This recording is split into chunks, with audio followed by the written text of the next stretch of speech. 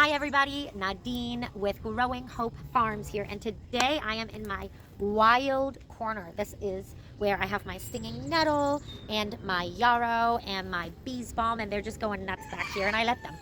We are harvesting yarrow today, so depending on where you live, yarrow, we are at the end of May right now, into June you can harvest yarrow where we are. In some areas you might fall into July with that harvest. So yarrow is one of my favorite all around medicinal plants. It is really a powerhouse of antibiotic, antiviral, and antifungal purposes. It is so amazing, ladies, for all of our woman issues. If you have any hormonal imbalances, yarrow is your go-to for that. If you have super strong cycles, yarrow helps with that. Really anything that is an issue of strong bleeding, whether internally or externally, yarrow can help with that. You can use it in all kinds of infections. When my kids get sick, we go to yarrow. Yarrow is just a great healing plant for our body. All right, we'll show you today a couple of fun things to do with it. My main use for it is tea. I will harvest it and I will use the dried flowers and leaves in tea all year round. Okay, you also can make a yarrow oil for external applications if you have any skin issues. It really helps with that. Anything that needs a little bit of a drying out of the skin, any infections like that, super effective, the yarrow plant. So let's go ahead and harvest some. I'll show you how we do that. If I can find my scissors. All right. Yarrow is a very strong plant. So if you try to harvest yarrow with just your hands, try to just break it off with your hands, you're going to find out pretty dang quickly that it needs a pair of scissors, or you may end up having the entire yarrow plant, roots and all, in your hands. So we're just going to go in here and we're going to choose a stem that has a beautiful bloom that is just white, in some cases yellow. You can use the yellow yarrow, you can use the white yarrow. Some of it even sometimes has a little bit of pink. Oh dear.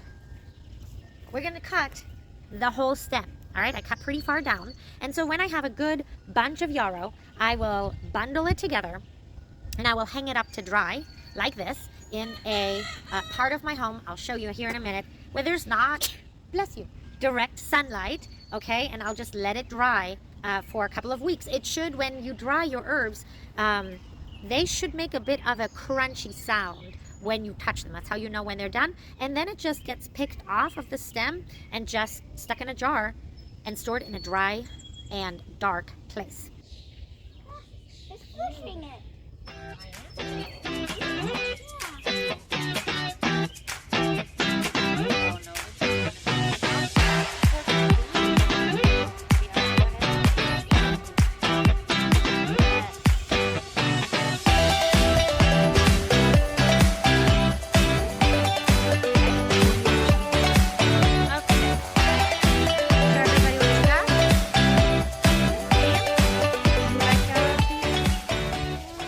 You do. Now, when we do yarrow tea, what do we mix it with? Usually some honey. Some honey. And when we make yarrow tea for kids, first of all, yarrow is a strong plant, and so I would not use it for young children. I wouldn't use it for kids under 7. And so if you use it for children over 7 or 7 and older, then you would pair it with maybe some mint or some chamomile, and you would use very little yarrow. We use very little yarrow, half of a teaspoon, maybe even a quarter of a teaspoon per cup of tea, and not steep for as long as I would for an adult. I'd probably only let the yarrow steep in that tea for about 3 minutes. All right, there we have it. All right, friends, let's talk about how to make a super duper easy application for our skin with yarrow. All right, so we're going to make just a super easy yarrow oil, and you can use that topically on any wounds. It will be wound healing, pain reducing. It helps with any kind of infections that might try to develop, any inflammation. Now, you want to use this on any kind of wound that needs a little bit of drying out. You would not use yarrow on something that is already too dry. Okay, you wouldn't use it for that. You would use it on stuff that you want to keep dry and keep healing. Okay, so what I've done is collected this morning in the sunshine. I've collected some yarrow blooms. Okay, and I've stuck them in the jar, and then I filled the jar. I just like doing it like that before I warm it up just a little bit to know how much fits. All right, so I filled this entire jar up with yarrow blooms in a good cold pressed olive oil. All right, and that is going to go into my pot. And here is the key. We want to warm it, but not cook it. We do not want to cook this. We don't want to fry our yarrow blooms. So we are just going to make sure we turn on the right burner and have it on low, really nice and low. I'm going to grab a spoon. Okay. And then we just want the oil to get warm. You still should be able to touch this. Okay. So nice and warm. While this is warming up, I'm going to show you the ideal bloom is going to look like, you see that? This. All right. It is a healthy looking bloom. It is white, could be yellow, could be pink, whatever kind of yarrow you have. All right. And it's nice and vibrant in color. Okay. This would be already borderline. I probably wouldn't quite use this. All right. The heads of the flower already hanging a little bit lower. You can see a little bit darker coming through. The blooms are almost done blooming. And the next step, really not usable, would be when all the blooms are done. So these blooms I would not use for any medicinal purposes anymore. You can let them go to seed if you would like, but they are not usable anymore for drying for tea or for making anything else with it. All right. Fabulous. Gone too far. Okay. Now, when this is done, you are going to put it back in the jar, of course, and then close the jar up and stick it in a window that receives sunlight throughout the day, and let it sit there for like 3 weeks, 3 to 4 weeks. Okay, you will see that the olive oil will change color into a really deep, beautiful green. Okay, and so then you will strain out the flowers after that time is done, and keep your yarrow oil labeled in a dark place. Dark and cool place is how you store it, and apply it anytime you need any wound assisting anywhere on your body. All right. It is that simple. That is it. You can do this, right? All right, friends. It has been almost a month since I was in my wild corner, and we are now well into June. I am still harvesting yarrow.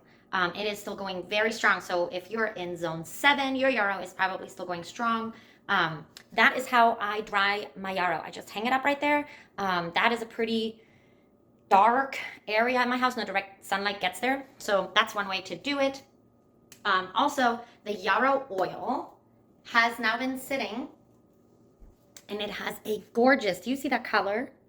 I'm going to strain that and then store this oil in a dark and cool place to use on skin. Now listen, I said several times while making this oil, yarrow is great for drying out infections. Okay, so obviously when I apply yarrow with oil, I still get that amazing property of killing bacteria, helping a wound draw close, right? Yarrow helps anything kind of draw close and dry up and heal. It's a very healing property of the plant. But when I apply it with oil, then I also have that moisturizing of the oil. All right. So if I wanted to do an application, which at our house happens very often, if someone has a wound of any kind, for example, we just had a wound where one of my children stepped on a mystery object and cut a foot. And so that wound just needed a little bit of help, especially anything on the foot, anything on the hand,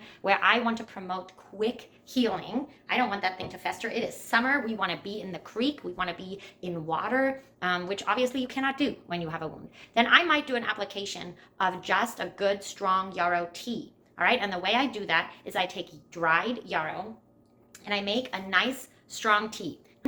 I would take something like a clean cotton flannel, A paper towel would work. Some sterile gauze would work. And I am just going to drench that in this nice strong tea, right? That I've let sit, let cool down, and then taken the herb out of it. And I will just get this all the way wet. Now, if you don't have cotton flannel, just use a paper towel. Use some gauze. All right, that's good to have around anyway. And then I will lay this. It'll turn whatever you dip in it just a little yellowish. And I will lay that on the skin directly. Now, this is for minor wounds, right? So I will just lay that on there directly. Anything that where I want to promote healing, you could also use this on like a fungal thing that someone has going on their skin. It will promote a closing up, a drying out, right? Anything that might have the risk of creating inflammation or infection so that you don't have any pus or anything like that developing. This is what I use on my kids, okay? You just lay it on there. We usually do about 10 minutes. Y'all, I'm going to say this, probably with every herb I talk about. This is never exhaustive information. There's always so much more to an herb. B, do your own research, please. I was speaking with a lovely friend, and I was telling her about my love for dandelion. All right, and she said, you know what? I would love to use dandelion, but I can't because it contains too much vitamin K, and I cannot take that with something else that she was experiencing and taking. So always check, hey, is this something I can take with what I'm already taking? Is this the best option for what my body is going through? I use yarrow a lot. As a matter of fact, I this morning went out and I picked some fresh yarrow and I put it into our water that our whole family drinks. This pitcher of water is on our counter, and every day we put fresh herbs in it. There's some stinging nettle in here, there's some thyme in here, and there's a little bit of yarrow in here because some in our family have picked up a little bug, and so they need a little bit of help healing that, all right? And that helps with that, okay? Again, age appropriate, right? This is for mostly the bigger people in our life. All right, I take yarrow often. Now, yarrow is not something that you take every day for the rest of your life. You don't do that. But I make my green life water, as I call it. You've probably heard me talk about this. And I have all kinds of things in here. I have dandelion in here. So I take stinging nettle every day because I deal with inflammation.